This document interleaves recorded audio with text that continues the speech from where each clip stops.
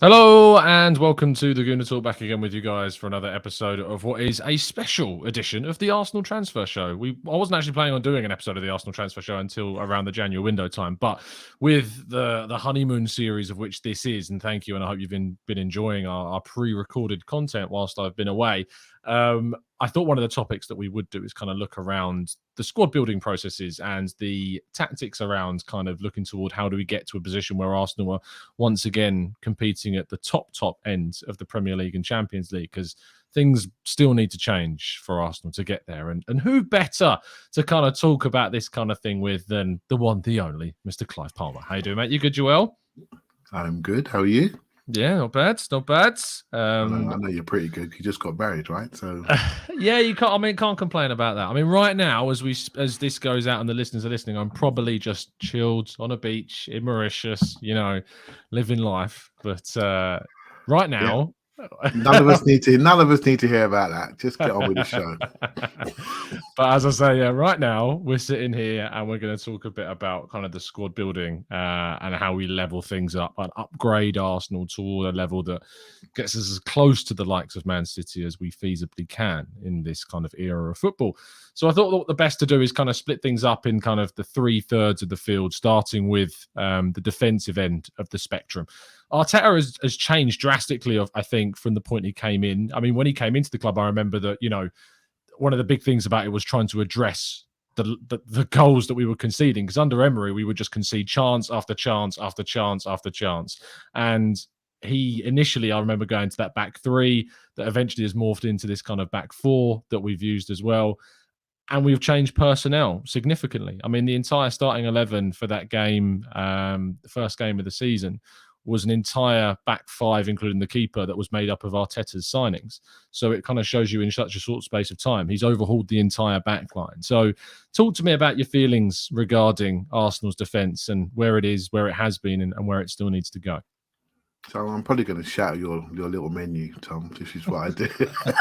So I think for me, if I talk about defence, what I've learned over the last few years is your play starts from the back, right? So the players that can play at the back define how you play, and they have to have the ability to play inside and out, right? So I can't help but have this conversation without talking about the evolution of how we play football now. And Of course, I know many of your educated viewers or listeners understand how we play. I know we used to play a back three, and then last year we really sort of built up in almost like a 3-2-5, introduced Tomiyasu into the group. And then we had Tomiyasu, White, and Gabriel, potentially hanging back, and then pushing up Nuno or Tierney on the left-hand side. And everyone understands about 5 lanes now, the half space, central zones, all the rest of it. We're experts now, aren't we? Because we've all absorbed loads of content. And really, one of the things that I've really enjoyed has been the evolution of the Arsenal fan, actually, and understanding what we're trying to do. It makes me admire Arteta more than I actually do, based on him knowing what he wanted 2-3 years ago, knowing the players that he had, knowing their ages, knowing their numbers on their contracts, knowing their lack of specificity, positionally, and how they can play interior and the exterior of the team, how they work comfortable in certain zones. And now he had to put a team together to win the FA Cup that basically was nowhere near what he wanted to do. At the time, we weren't sure what he wanted to do, but now I look back and think, crikey, mate, you did a really good job working with people that obviously they weren't your cup of tea, right? So, what's changed? Let's really talk about what's changed from last year at the back to this year at the back, right? So, it's not just the personnel. Well, actually, it probably is just the personnel, but it's what they can do, right? So, I think the introduction of Zinchenko has been absolutely transformational, right? He's literally a roaming fullback, and he's all over the central area, overloading us centrally, protecting us from build-up, ways of attack, increasing our passing numbers, reducing our distances. He's been transformational. Ben White almost equally so, although less visible to us, because some people think, well, he's a centre-back playing right-back. Well, he's not. He's playing just inside, auxiliary midfielder on the right-hand side, His number one skill is pressing forward and passing and driving, progressive passing. And also he doesn't mind on one-on-one. He's quite combative. And so the balance of him, Partey and Zinchenko at the back. So if you think about the back five, it's almost like a 5+5. Mm-hmm. So there are back five with Saliba and Gabriel. Then you have your front five and how we integrate our eights and our wide men and our number 9 stroke, false 9 stroke, left winger stroke, right winger stroke everywhere. We shall get to that one later in the discussion, right? So I think the maturing of that five at the back, positionally and how they're more comfortable, almost tells you what we need to do next as well to improve it, to continue it. And I saw one of your articles last week talking about the Tierney role and how he's developing that role. And so you can see he has a style which he's going to really stick to. He's either going to coach people to play it. If they can't play it, he's going to replace them, right? So we need to change how we think about the game, right? So people who I was having discussions with in the preseason game about Ben White, he's not a fullback. I'm trying to explain to him, well, he's not playing fullback. Yeah. I think we understand that a few weeks later on, what he's now doing. We understand what Zinchenko could bring to us, and none of us were saying this really at this level before he signed. And Thomas Partey is the same guy, but except he's got a couple of bodyguards next to him now, and he can just rotate. That position has slightly changed. So I do think how we play, how we progress the ball, everything, where we stand on the pitch, our line, we got the third highest line in the Premier League, so we can play up because we've got two players at the back in Gabriel and Saliba who can run, chase rabbits. Mm-hmm. They can drop off, they can see things. So it all fits, doesn't it? And we're saying, well, this is wonderful. Right? But where we were, we had Mustafi, we had Chambers, we had Bellerin, we had Kalashnik. We had these players just couldn't do what we're David Luiz. He couldn't play on a high line, on a halfway line. Mm. And then you ask yourself, Rob Holding, you ask yourself, hold on, no wonder this feels better.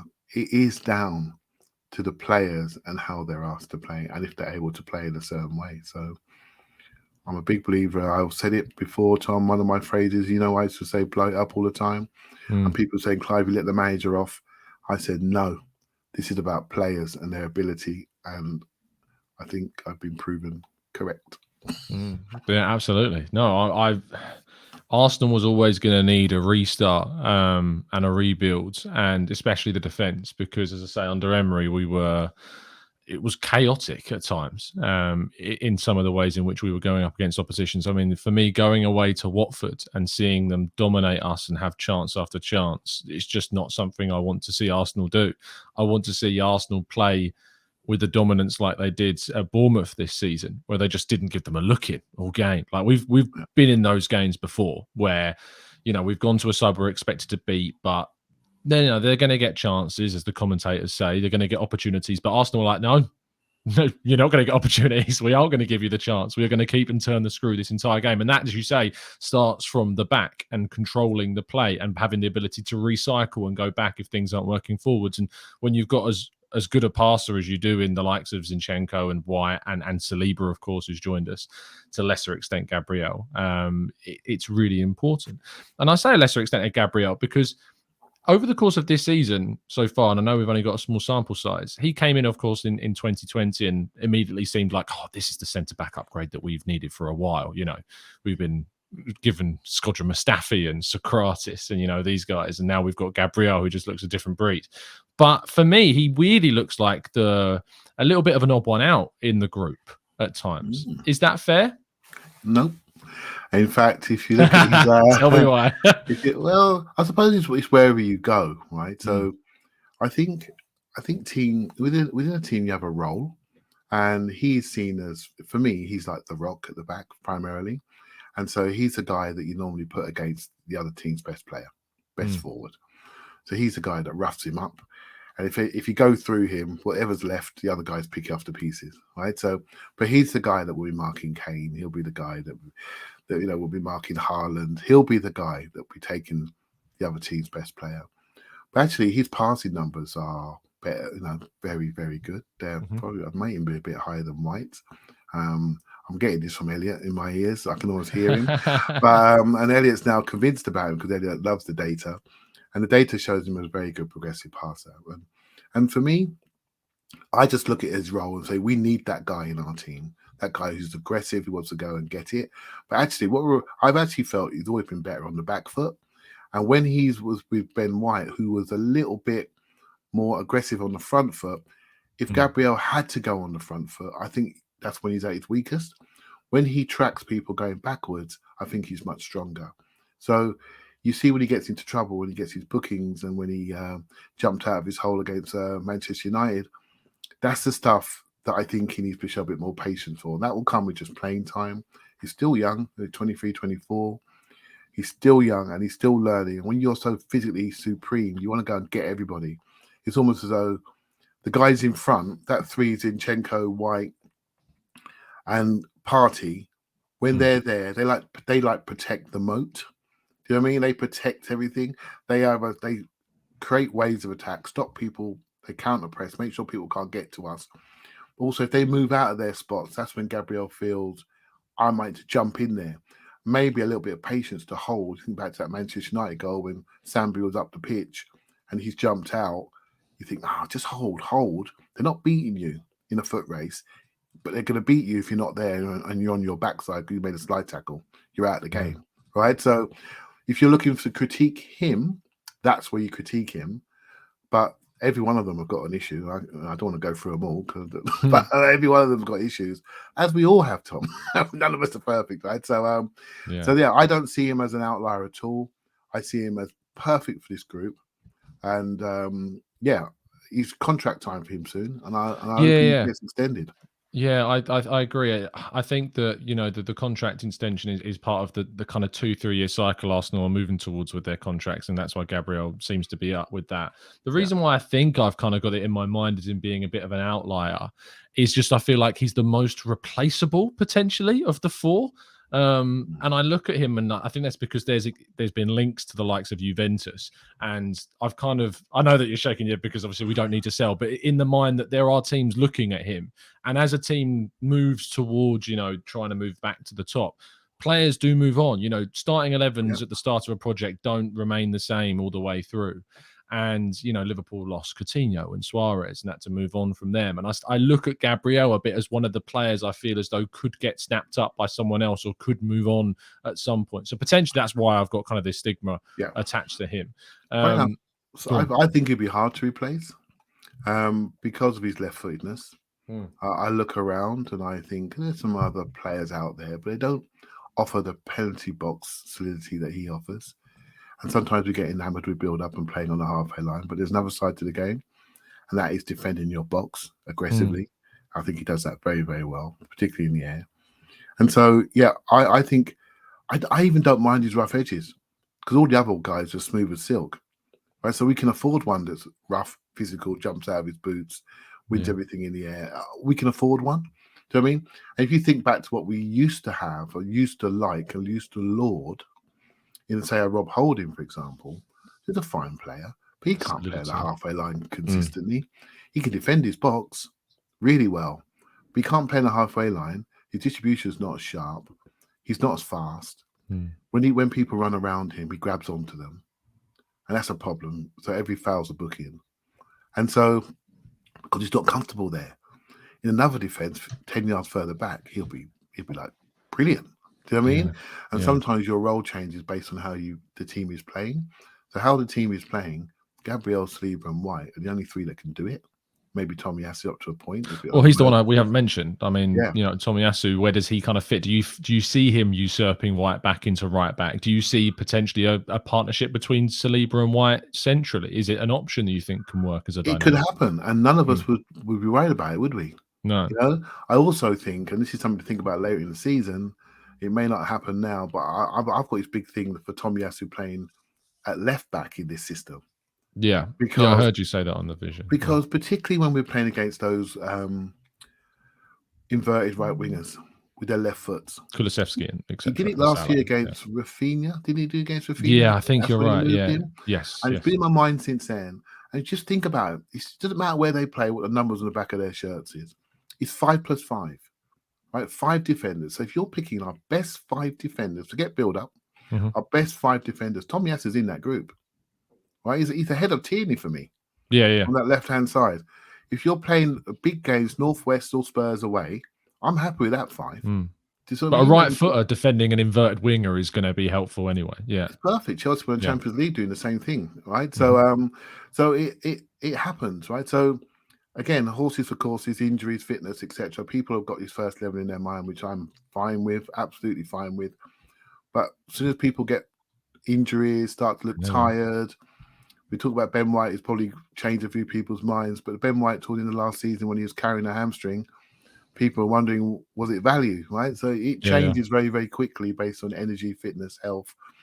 Are you rested? Are you fresh? So these things could change. We might have Zinchenko midfield and Tomiyasu playing behind him, babysitting him, and I'd be fine with it, because Xhaka's got an injury, for example, So this is how football can change, but we have these options, Tom, and they're all valid, and we're not bringing in, with all due respect, we're not bringing the Cedric to play a North London derby, right, against people, right? So I mean, thinking back to the last North London derby, it was Cedric and Holding up against Son. This time around, it's probably going to be White and Saliba. That yeah, in itself is just levels and levels. yeah.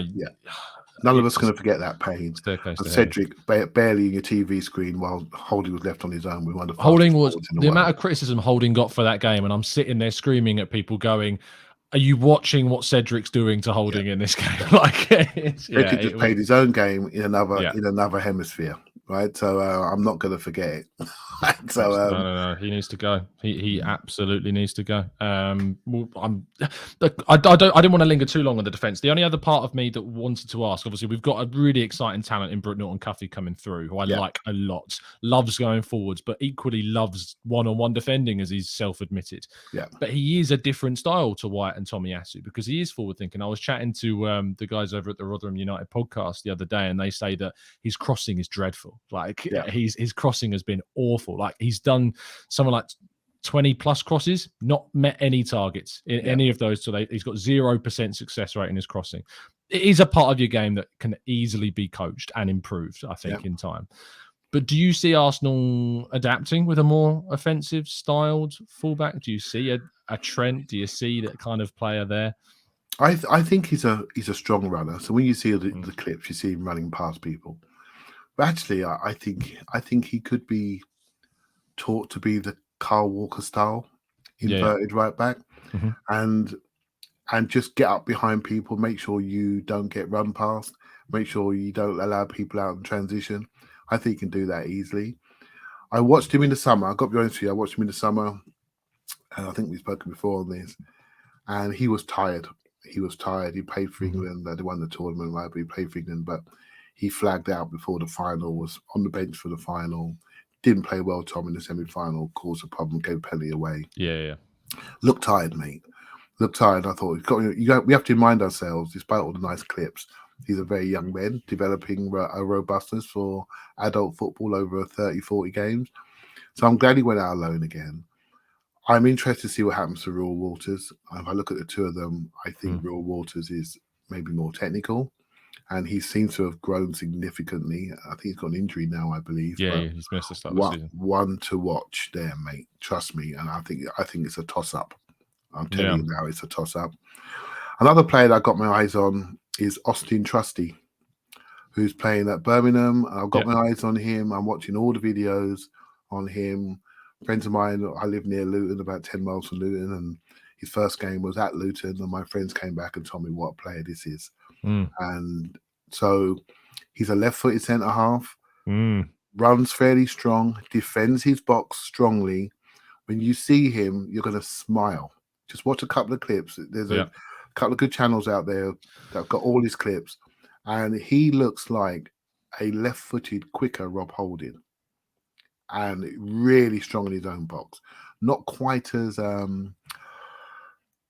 don't say he's slow. He just needs to play and get that agility and light-footedness outside of his box. Does he have better passing and distribution than Rob Holding? Because I think people listening to might hear you go, he's a left-footed, quicker Rob Holding, and go, yeah. When I say Rob Holding, I say he's a true defender. Good defender. Yeah. He's a defend first player.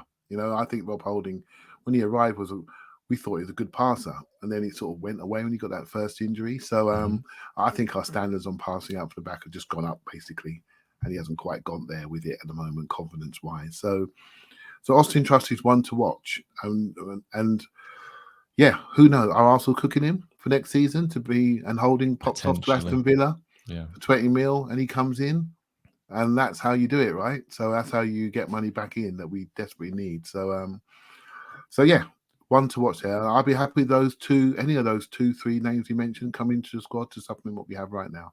Indeed, absolutely. Yeah. It's funny you bring Austin Trusty up by the time this goes out. Actually, tomorrow, which is last Thursday, watching this probably, there's an interview on Football London going out with Birmingham City's reporter about Austin Trusty. So I'll link that to you once that's out. See if I'm talking any sense, right? Indeed, yeah, indeed, yeah, absolutely. Let's talk about the midfield. The midfield we could go on about is a whole separate podcast. The main intrigue for me in chatting with you about the midfield is talking about this number 6 thing. This number 6 thing, I think, is one of the biggest misconceptions in the Arsenal fan base. I think that the idea of we need to sign a guy that's going to sit in front of that back four and stay there, is something that maybe people have got misconceptions about. And we've had discussions about transfer targets. We've not always aligned on the individuals. The Yuri Tielemans thing, certainly I think there's a slight deviation between us on him from last summer. But talk to me about what you see as the future of Thomas Partey's position and future personnel that could fulfill, because he's not reliable enough from a fitness standpoint for me, and we need to make sure that we address that. So yeah, this is an interesting one, right? So that for me, that role has changed. Now we've got the 2 guys on the outside. So what we had last year when Thomas Partey didn't play, we went from an 8 out of 10 to a 4 out of 10.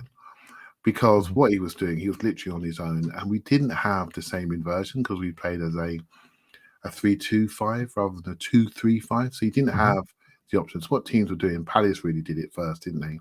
They sat on him. He was tired from the international break. Conor Gallagher just said, just stop him playing, you'll stop Arsenal playing. And that's exactly what happened, right? So, and there was no Zinchenko, there was no White. Saliba. There was no Saliba to take up the load, the passing load, the Gabriel. And so what we have now is a less dependence on that player, Thomas Partey, although recognizing he's still top, right? So, and so Sambi's come in. I did one of my better bits of analysis the other day, talk about Sambi's role and how he drifts away from the central zone. I called it like the T, and how he drifts away from that on occasions, particularly when he's got the ball, and he doesn't get back to base quick enough for me. And so what he does, he encourages team in there into that space. So you take space away, you discourage people from going into space if you're standing in it.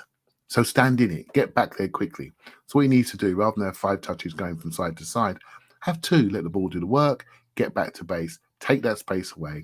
Then you can jump out and clamp people, right? So we had a bit of time off recently, haven't we? Well, with what's happened with the Queen, etc. So I've been doing some studying on Sambi and Thomas Partey, because everyone worries about the fact we're a little bit light there, right? So I was looking at what the differences were. When I watched the Thomas Partey sort of videos and looked at some data, what does he bring? He brings, well, he's very smart at, Tom, is he knows when to jump out and get around people and take the ball off them. So when he plays, he creates far more transitions. And transitions is what we want with our 2 sprinters in the wide areas and our 4s that want to move away. So he's so good at creating transitions, much better than Sambi, who can play quite nicely on the ball, but defensively doesn't want to go and smash people and get people and steal the ball off of people. He's just not, that's not where he is at the moment. I think I actually think he's more of an 8-6 rather than a 6-8, if that makes sense, right? So he's an 8 that can play 6 at this moment in time, and he may be the best option at 6, so I'm 50-50 on that, but I think we should try to develop him there. But for me, he doesn't create transitions by taking the ball off of people. Another thing Thomas Partey does very, very well that we've got used to is that sometimes when he has the ball, he has a lot of disguise. And so when he gets there, the other team doesn't know where it's going. So he'll shape one way and then come out the other. He'll dummy what side he's exiting. So teams are shuffling over ahead to try to stop our wingers. and he just goes out the other side. He does a Cruyff turn out the other side quickly, and then it becomes a race to get over and cover us. So we're quite quick getting down the sides. So not only does he create defensive transitions, when he's got control possession, he has disguised possession. So they don't.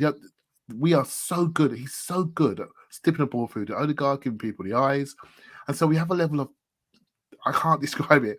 They don't know what we're going to do. Disguise. Unpredictability. Yeah, that's what I'm looking for. Thank you. Yeah. And he does that. So with Sambi, I think it's a little bit more, we know where it's going. With El Neni, we know where it's going. So when El Neni does it, he stands still and he controls he uses himself as a bounce board. So he may play 45 passes backwards, but sometimes you need to go backwards to go forwards.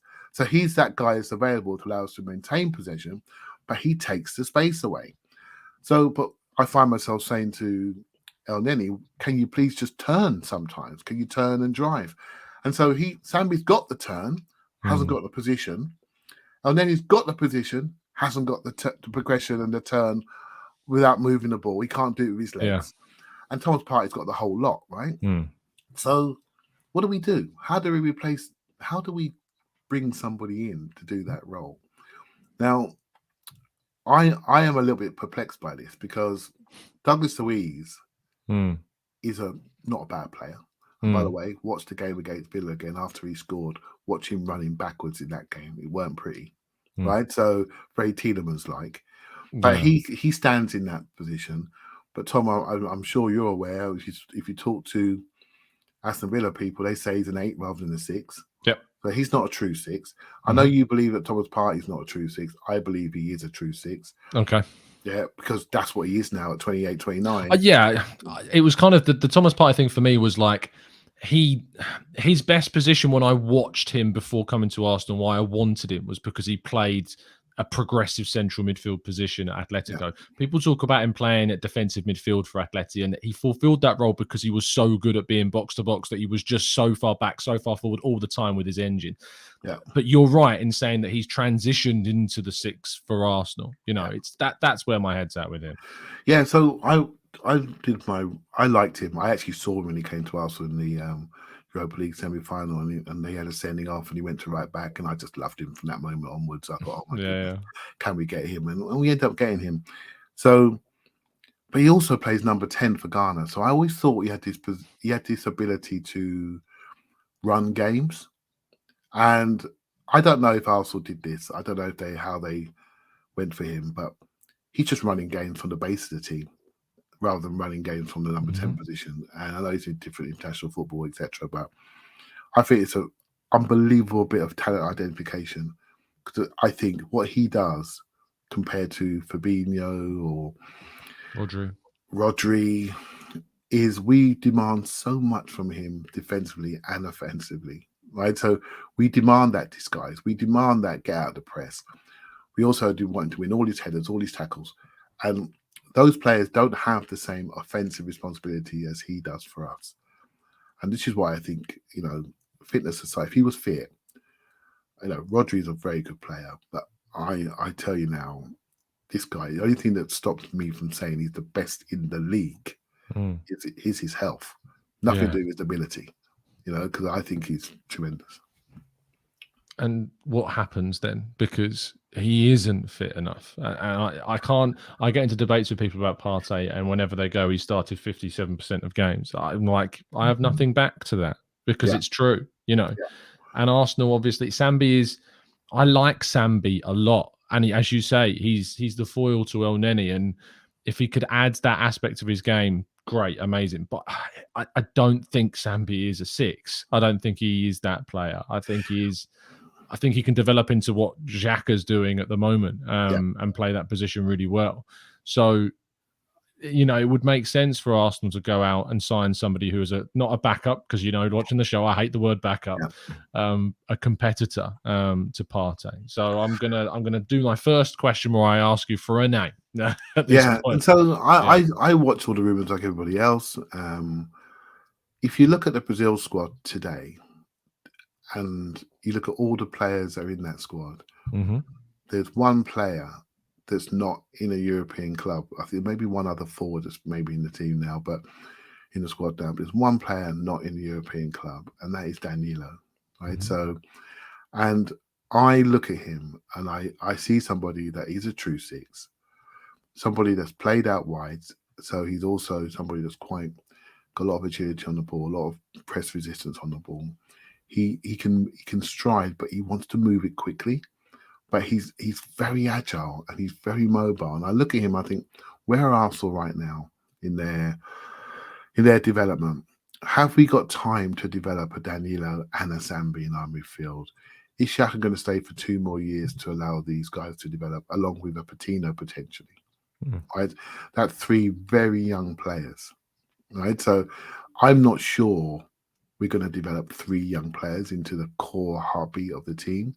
And this is why the Douglas Luiz thing, much like with Partey, there may be more, maybe something to that big time, you know, because he's 24, he's used to standing centrally, he's got good ability on the ball, and I think he can develop into that position.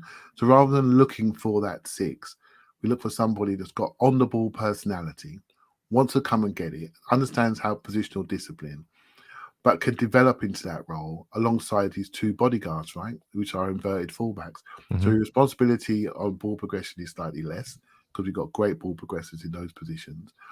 But we need that central point, someone who's got defensive responsibility, that understands how to receive it, when to receive it, and plays positional football that we like. He's 24, been in the league. We've seen what bringing players into the league from the league has done to us. I know you've always shouted that from the rooftops, Tom. And we see it this year. The difference it's made has been huge, right? So the Douglas Luiz one, I'm not running away from it. Okay. I think it could come up again and at a different price point in January. So if you had to pick between him and Danilo, just as a quick answer, who would you go for? Because I mean, they're probably going to go for similar price tags. To be fair, I know because Luiz may be at a Premier League club, but the 6 months left on his deal, you probably would get a more cheaper one. You see, like we always like the forbidden fruit, right? The ones we're not sure about. They always look nicer. And I've watched everything on Danilo, and I don't know. I don't know if he's going to translate to the league, right? So I do believe whichever one we decide to go for, we're well informed in that decision. Do you know what I mean? And from an excitement point of view, from wanting to do things the hard way point of view, which we have a tendency to like and want to do, Danilo looks very interesting. But I go back to it.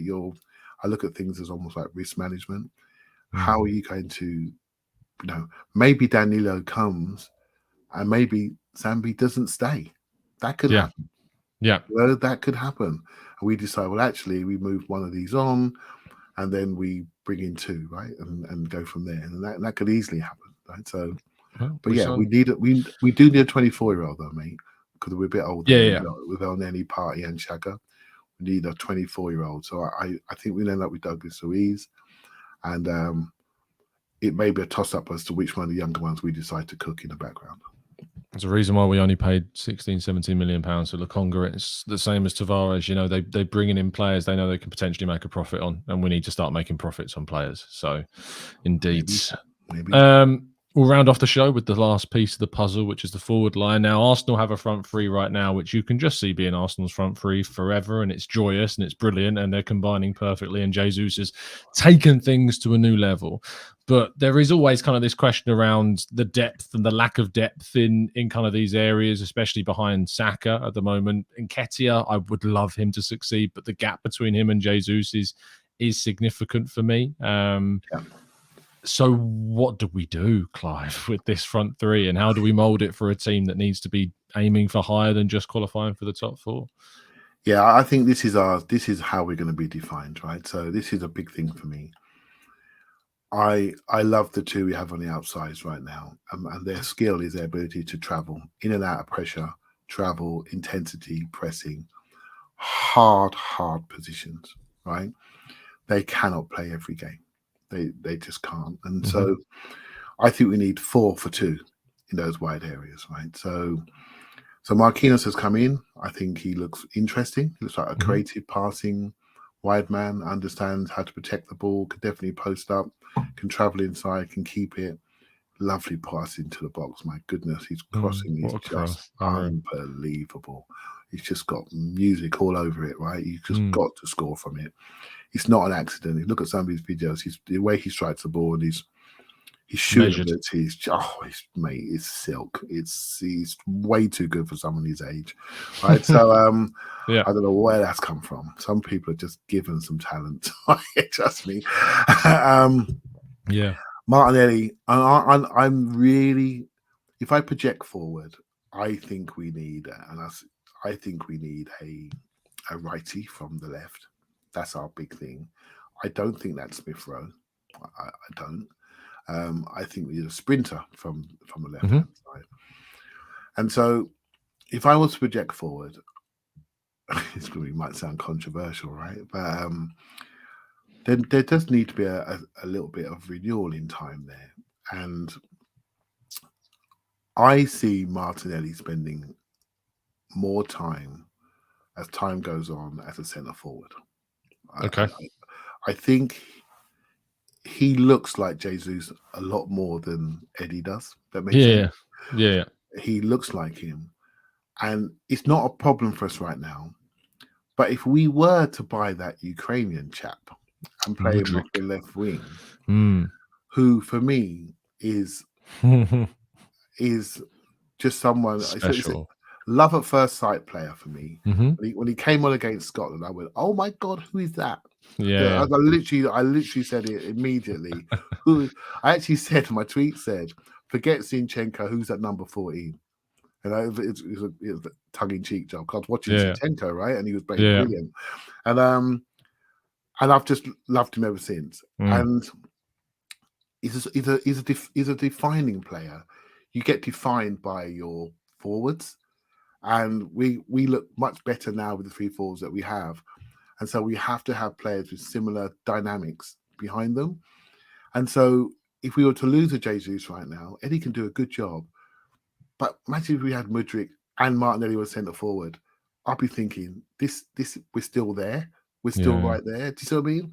And if we go into Champions League and the games become, there's so many games at the moment.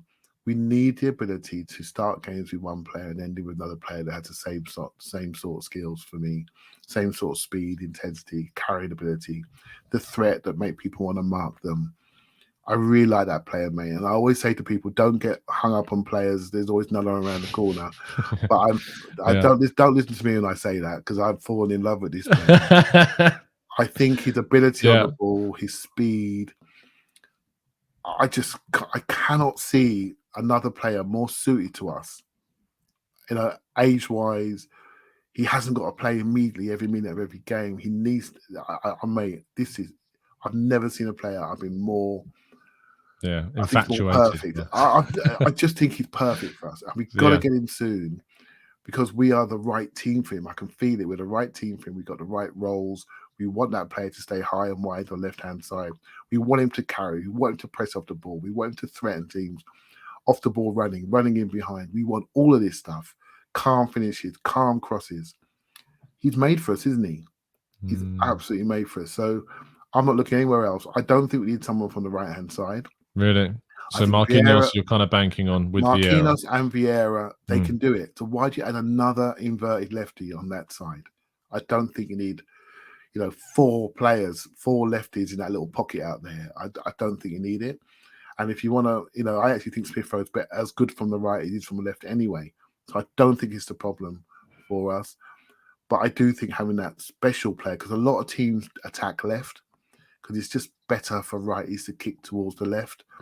They attack left, they stabilize right. We actually we're quite balanced, but I really feel having that danger man on the left hand side to attack right backs is what we need. And so that's what I'd like to see. And in time, one of Eddie and Balogun is gonna get sold, and that's absolutely fine. They're being cooked, they're being priced, they're getting minutes wherever they are, and one of them's not going to make it because they need to play football.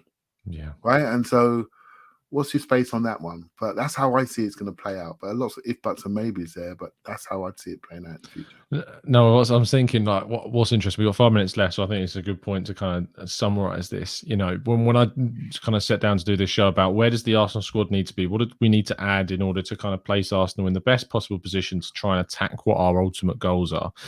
And if you look at the start of what we've got now, we talked about moving on specific players. You know, some players are going to move on. One of Eddie and Balogun, as you mentioned there. Yeah. Cedric is going to move on. Holding, I think, will move on. Yeah. And what we've kind of discussed in summary is if we were to add Mudryk, one of potentially Danilo or Douglas Luiz, integrate an Austin Trusty into the side to be that holding replacement, see what happens with Brook Nottingham or Rule Waters. And that is all that's kind of there, which I think that in a way highlights how much potential is existing in this team that we have right now and how kind of good this team is right now. I mean, if now reading kind of that back to you, do you feel as though those is sufficient to give Arsenal, or do you think there's still, I mean, the left 8 role for Xhaka potentially is another area. I think maybe that you could see someone else come in, but we've talked about Lokonga maybe being that. And we've got Vieira. This is the thing, you see, with the, when you've got the youngest squad in the league, you have to almost close your eyes and say, actually, a lot of these players are going to get significantly better. Significantly better. You know, so, and that's what you've got to leave room for in your mind. There was a player that Mudryk is my sort of like forbidden fruit, right? Unicorn, So, but let's be honest, right? There's one player that I did have a little inkling we might go for, and there was a rumor we bid for him on deadline day, and that was Ferran Torres. Yeah. And I've always liked him. And I've always liked him. He's very different to Mudryk, though. Very different. He's different to Mudryk. So, but what he is a positional player, right? He's like a better Yerby Pino, right? So he's left, right, or centre forward, false 9, scores goals from both sides, very technical, brilliant in the box finisher, goal scorer. And sometimes you look at it and say, because I love the young players, we're already young. And if we're talking about Danilo and Mudryk, you think, actually, is that enough? Is that just continuing the project? Hence why I think don't sleep on Douglas Luiz, because we need a 24-year-old. Yeah. If you add a Ferran Torres, suddenly you're adding another player used to the league, been at top club. Do you see where I'm going? And it's versatile, can play all across the front 3 and plays the positional way. And that, to me, is a smart guy. If you look at him at Barcelona, Rafinha, Dembele going to play. I don't think he's going to get all the minutes that he needs. And so I look at that and I think, mate, you're hanging loose.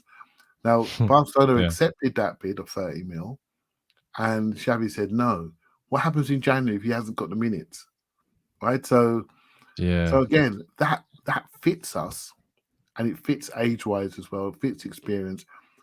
You can't have too many projects, Tom, although I love seeing players develop. You got to have the 23, 24, 25-year-olds. If you add to this group, we suddenly have a group all around similar age that's got a 3-4 year lifespan. They're only going to improve. And so Ferran Torres would be somebody that's the sensible buy, if you see what I mean, versus the Danilo and Mudryk, which is, oh my God, they're exciting. I wonder what they would look like in our league. Yeah. You see what I mean? And you can't have too many projects, too many risks. So if I was spending your money, Tom, I'll be buying Ferran Torres and I'll be buying Douglas Luiz as the 2 key players. And then if I sprinkle an extra 30, 40 million, you can take Mudryk as well and have a wonderful Christmas. Exactly. Indeed. Clive, thank you so much for your time. I always appreciate, always a pleasure to have a chat and talk about things. And it'll be interesting to see what the comments are on today's video and see what other names people come up with, how they kind of see their perfect Arsenal squad moving forwards. But it's intriguing because the ones we've talked about, we're not talking about spending over 100 million quid on players. It's interesting. We're talking about reasonable fees, reasonable players that actually could just make a big difference by fitting the right piece in the right shaped hole. So it's intriguing where that might go. But Clive, thank you for your time. Really appreciate it. Tell people where you can find yourself and what you're going to be up to. You know what I do? I just talk football and Arsenal vision. When Elliot pings me, I jump on, right? So that's what I do. Really, most people know me now, I think, on your channel. So yeah, come along and listen to my rubbish.